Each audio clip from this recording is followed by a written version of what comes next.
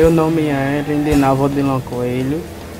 Eu sou a mãe de Jefferson, do segundo prêmio do Paraíba Cup. De manhã me levanto, vou fazer o café, depois vou fazer o almoço, depois vou arrumar a casa, depois venho e abro a barraca. Toda semana eu comprava, mas nesse dia eu esqueci, quem comprou foi meu filho. E aí ele foi o vencedor do Paraíba Cup. A gente ficou sabendo através dos vizinhos lá de baixo, né? Do pessoal lá de baixo, dos amigos, né? Através dos amigos, que a gente ficou sabendo. Aí depois foi que a gente teve a certeza que ele ligou, do Paraíba Cup ligando para ele, avisando que ele tinha ganhado e tal.